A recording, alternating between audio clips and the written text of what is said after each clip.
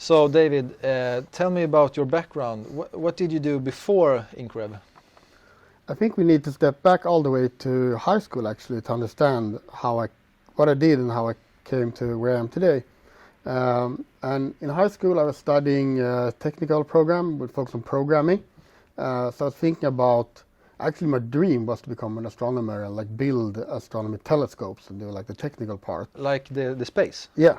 Okay. Exactly. You wanted to, not an astronaut, you want to astronomer. build? Yeah, I wanted to like build and program telescopes and like Okay. Oh. I was super interested in astronomy, and I thought that it would be fun to work with the technical parts of it. Yeah. There's actually an old movie called Contact from the book of Carl Sagan, where people are sitting, there are some astronomers sitting up in a mountain in Chile with a big observatory, and they're working the night there, and they get like messages from outer space. Okay. And I was like, yeah, that would be something to be the first one to get those messages. So I was studying programming in high school and math, and thought I was going to go into astronomy. And during the summer, I worked at the Coca-Cola factory in Sweden. So I worked the night shift blending sodas. Mm-hmm. And the job was good in any way. I mean, we were spending 2-3 hours blending the recipes and like 5-6 hours just monitoring what's happening. Do you have the recipe for Coca-Cola?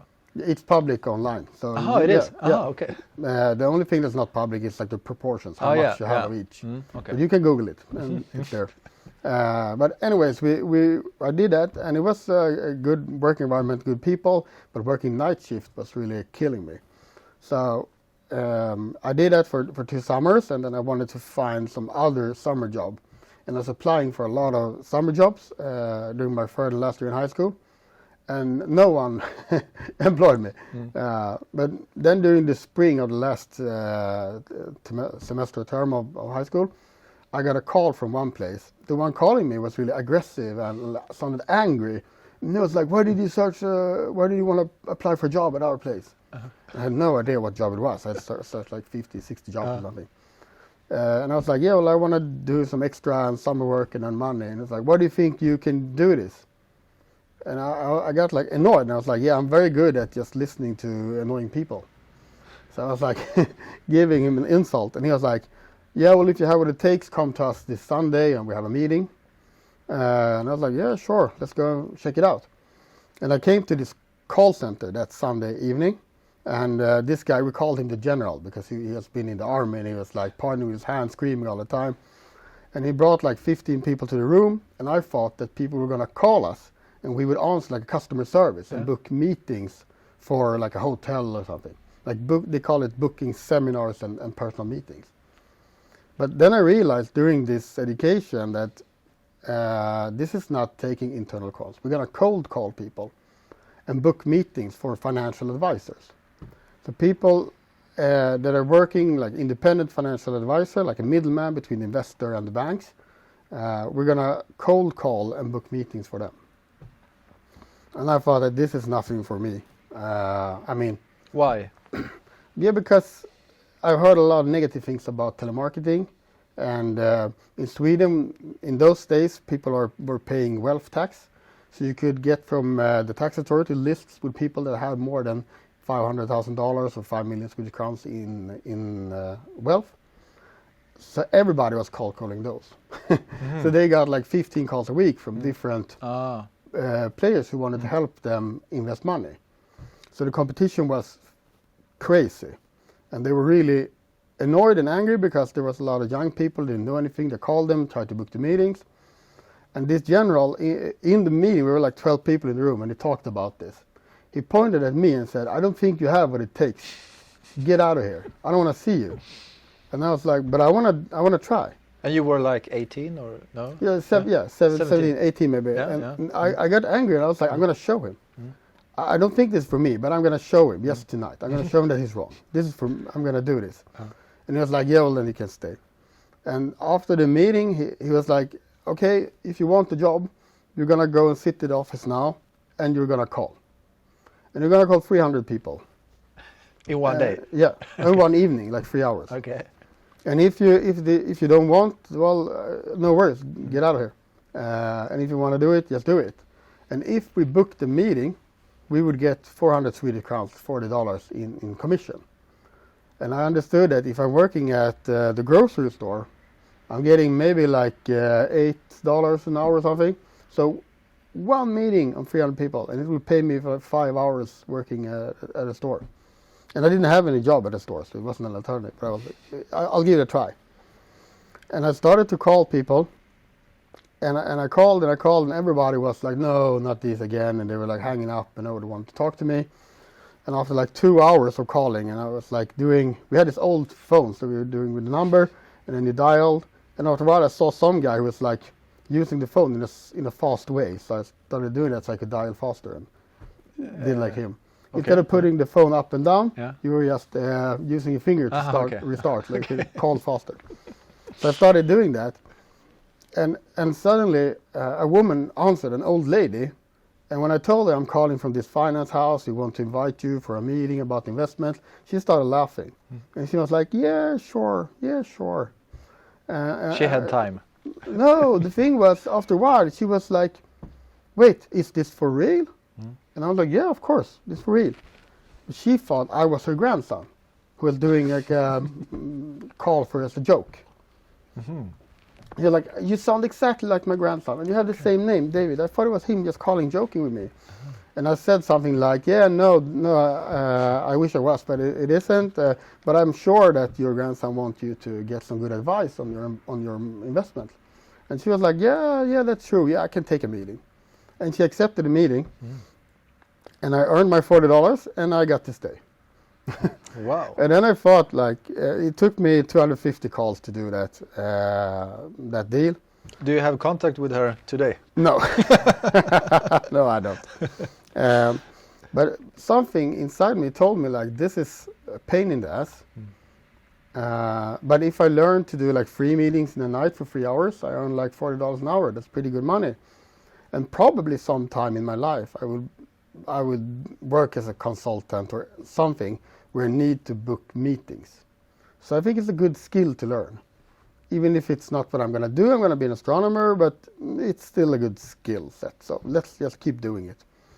So I kept working at that job, and I was really lousy at it. I was following the script, and the script really sucked, and nobody liked it. But what I realized after a while was that the ones doing this job good, they were only using the script when the general was there.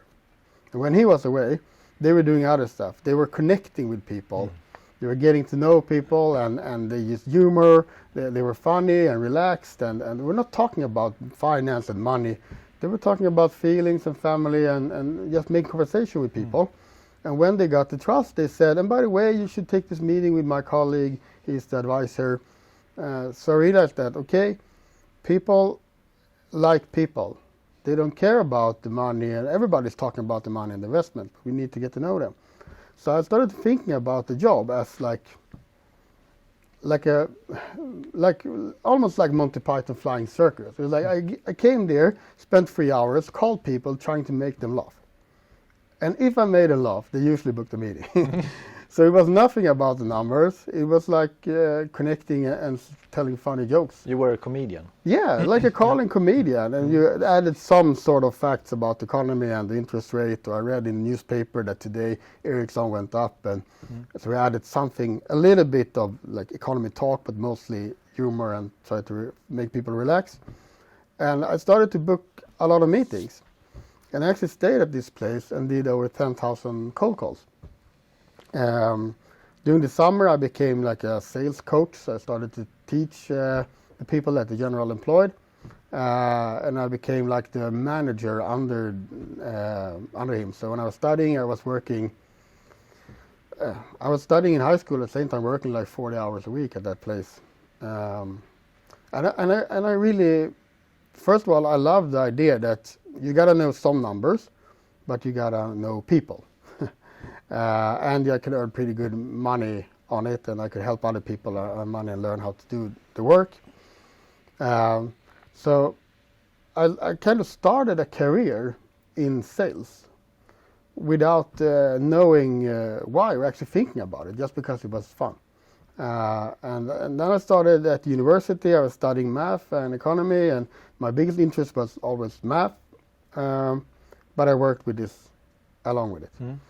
And after I studied on the university for around 2 years, this cold calling company had changed their service, so they offered that we could go to the office of a financial advisor and sit at their office and work with them and like calling their existing clients to book meetings, and they were like outsourcing salespeople. So they sent me to one office, to a financial advisor, and they had like 7 people working there, had thousands of clients, and like 3 or 4 of them had left and went to other agencies. And that's typical in that industry. They work at one place, get a lot of clients, and then they move around and bring the clients there. So the owner told me, you need to call these people and tell them that they have a new advisor and that they should come back. They are like client to the house and not to the person. And they had one guy who'd be sitting and calling and like booking 3 meetings per night or something. And I came there, I took their list and called their existing clients, and compared to doing cold call, that was super easy. So I booked like 25 meetings the first night.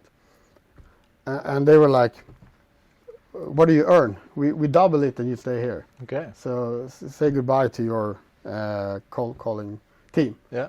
And I was like, sure, let's do that. And I just for fun started working with them. And you still were at the university, or? Yeah. Or you quit? Okay. No, I was. Okay. Yeah, I dropped out after 2 years. Okay. But this was maybe after 1.5. I don't know exactly. But I was doing some lectures, and then I went there working, and I had like an hourly rate, but I worked as much as I could. Yeah. And what happened was that I was booking a lot of meetings for them and bringing the customers back to their office. But after a while, sometimes the client or the advisors that are going to meet the client wasn't there. For some reason, they were home with 6 children or out doing something. So sometimes we had clients coming to the office, who was going to meet an advisor, and the advisor wasn't there. And I told the owner, what should we do about it? Or I called him because he wasn't there. And he was like, you can take the meeting. Like, I'm not a financial advisor. Now we are. No, yeah, but it's not about that. It's about getting to know them, talk to them, give them coffee, let them tell everything about their own business. And then you tell them to write, to sign a contract that says that they are a client with us and that we can look what they have for investments on other places. And next time they come, they were going to meet an advisor and get like suggestion on how to do their investments. So no advisory at all. You're just going to get to know them, get them to sign a paper, and that's it. So talk about everything for 1.5 hours and then sign the deal, and then they come back in 2 weeks and we'll sort it out. So I started to take client meetings by myself. And what I didn't realize was that I was actually doing work like the financial advisor, but not giving them the portfolio. So that was kind of my way into this industry. And further down the road, I changed to another company that was more focused on doing advisory for people who run their own business. And those guys, when they recruited me, they said that if you can book 10 meetings per week, any idiot can do this job. And I thought that, yeah, well, then I should be doing it because I'm not that dumb, and I can definitely book 10 meetings a week, no problem. So I dropped out of university, started as a trainee in that company, and I thought, give it 6 months and see if it works to do it full time and do the advisory myself. I had a supervisor who signed all the contracts and helped me out in getting started. And they actually told me that you needed to have a driving license because when you work with business owners, they're not coming to your office, you're going to their office. And I said, yeah, sure, I have a driving license. And I got the job in August in 2008, and I got my driving license in March 2009. Okay. So I didn't have a driving license, but I needed it. So in that time, I'd already met Sandra, my wife, and she's the CEO at IncRev. And I told her I got this job, but I need a driving license now. And it took quite some time, as you see, to get the license. So what actually happened the first 6 months, she was driving me to my meetings. So I was booking meetings. Sandra was driving me in her car to the meetings, and she was sitting in the car studying, but she was studying in the university then. And I told her, if I'm back in 20 minutes, wait 20 minutes. If I'm back, it's a bad meeting. It's not going to be any big deal. Then you can drive me back. But if I'm here more than 20 minutes, you can go, because then I will probably stay for 1.5, 2 hours.